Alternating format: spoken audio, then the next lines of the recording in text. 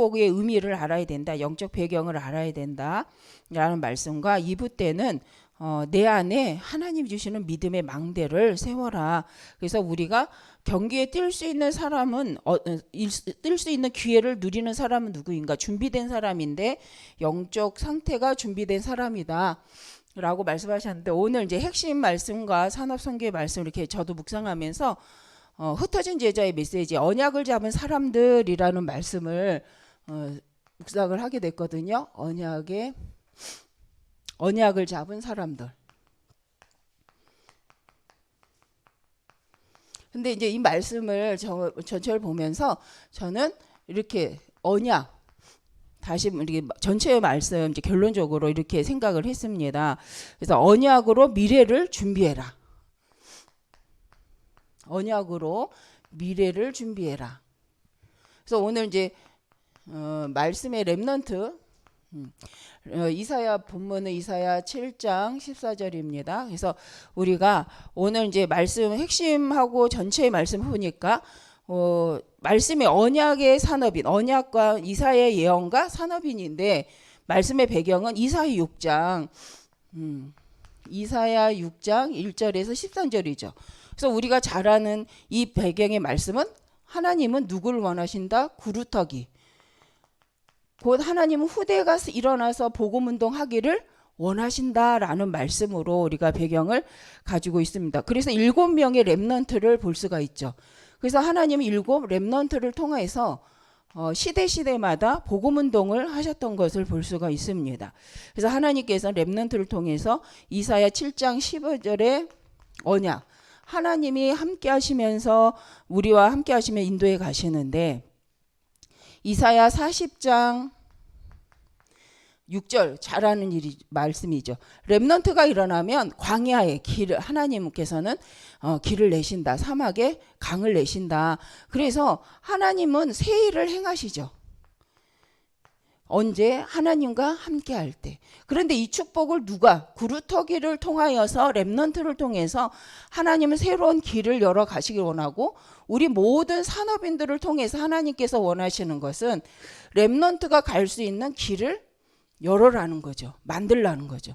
그래서 우리가 가야 될 사명이 이사야 60 일어나 빛을 발하는데 이사야서 62장 말씀에 하나님은 누구를 통해서 일을 하시는가? 후대를 통해 일하는데 우리 산업인들을 통해 중직자를 통해서 원하시는 것이 길을 수축해라. 대로를 열어라.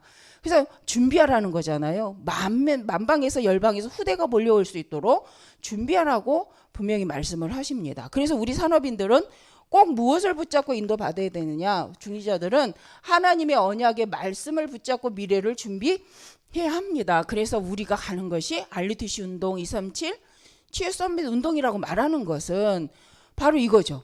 그래서 결국 우리의 목적지는 어디냐? 우리도 복음 운동을 할 뿐만 아니라 우리를 통해서 우리 후대는 더 확실한 전도 운동 속으로 들어갈 수 있도록 우리가 함께 가는 거죠. 그리고 준비하는 거죠.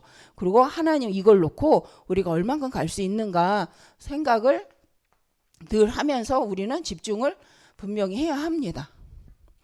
두 번째로 보니까 핵심에서도 이 말씀을 가지고 이번에 우리가 산업인으로서 미래를 꿈꾸며 준비해야 되는데 후대가 달려갈 길을 알려야 되는데 영적 비밀을 알아야 된다. 영적 문제를 알고 그 영적 문제를 해결할 수 있는 방법은 오직 하나님이 주시는 영적 힘밖에 없는데 그래서 우리 후대와 우리 자신을 영적 썸밋으로 세워서 인도받아야 된다. 그 첫 번째가 이제 새 절기의 의미를 알아야 된다. 그 새 절기가 6월절의 의미 구원이죠. 그 다음에 오순절은 하나님의 성령으로 지금도 역사하고 계시고 하나님은 지금도 하나님의 나라 일을 진행해 가시는데 우리가 이 일을 두고 우리의 배경이 하나님의 보좌의 배경이라는 것을 늘 기억하면서 이걸 뭐로 만들어라? 실은 3단체는 이걸 문화화했다라는 거예요. 우리도 복음의 말씀을 문화화하고 이걸 작품화하여서 자꾸 확산을 해야 되는데 실은 교회가 이걸 했었죠. 한동안은 우리 교회가 시대의 문화를 주장하고 뭔가를 만들어내는 곳이 되었습니다. 근데 지금은 아니잖아요.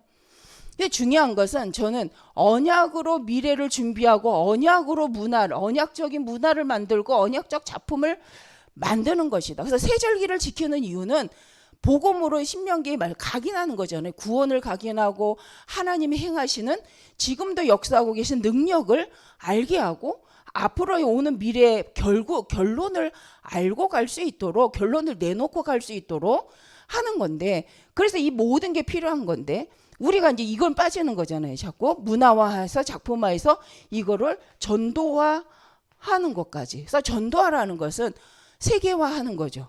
자꾸 사람들에게 알리는 거잖아요. 그래서 이번 우리 주일 강단 말씀에도 그래서 믿음의 망대를 세워야 한다. 그런데 우리는 무엇을 가지고? 하나님의 말씀을 가지고 말씀의 흐름을 갖고 말씀이 성취되는 것을 확인하면서 우리는 망대를 세워가는 것이다. 그래서 광야에서 하나님이 주신 것은 예배의 의미죠. 예배와 기도의 중요성을 말씀을 하고 계시고, 또 세 번째 여호수아를 통하여서 이제 말씀하는 거죠. 두려워하지 말아라. 언약으로 미래의 준비를 해라. 그런데 중요한 것, 내가 모세와 함께한 것처럼 너와 함께하겠다라고 여호수아에게 말씀을 하십니다. 그 본문이 이 여호수아 1장 1절에서 9절인데 여호수아 1장 1절에서 9절. 그래서 가장 중요한 게 뭐냐면 지금 환경을 갖고 가지 말고 하나님의 언약을 가지고 미래를 준비하라라고 말씀을 합니다. 그러면서 두려워하지 말라라고 하죠. 근데 이 부분이 우리가 도전하는 비전이잖아요.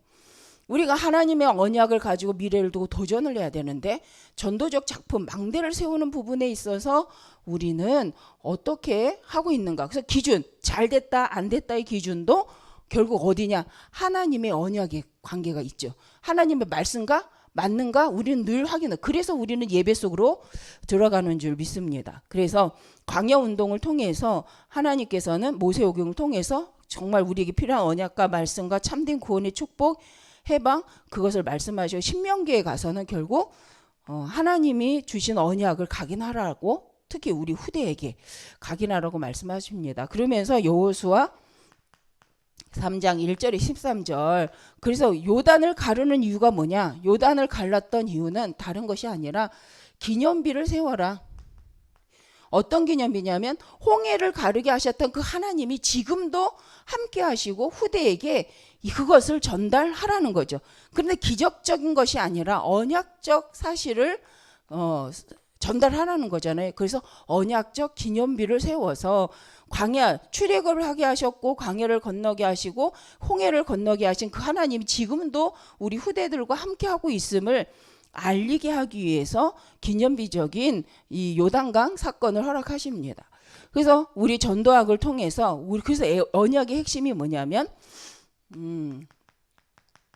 언약의 핵심은 우리 지금 잘 아는 것처럼 지금도 우리가 하고 있잖아요. 칠망대, 보좌의 능력으로 나의 것을 삼아라. 보좌의 능력. 이것이 우리에게 망대가 되는 거죠. 그래서 이사야 6장 1절에서 6절의 말씀. 그래서 보좌의 능력으로 나의 망대를 삼아라.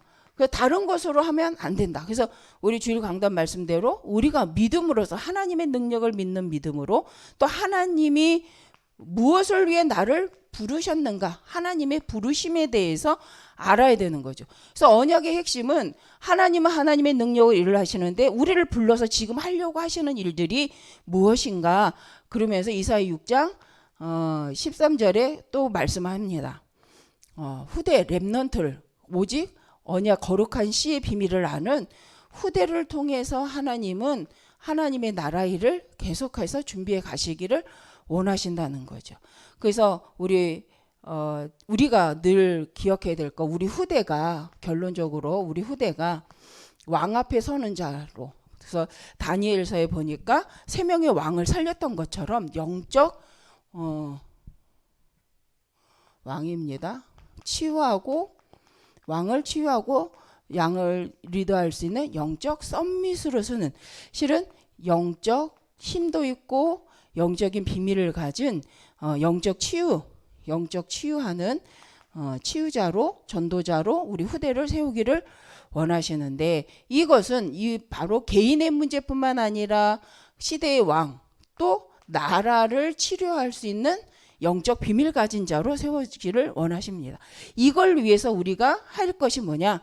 바로 그들이 갈 수 있는 사람 길을 만드는데, 실은 이 영적 문제로 서 있는, 눈에는 성공자이지만 실은 엘리트이지만 이들이 가지고 있는 문제는 뭐냐면 영적 갈급함이죠.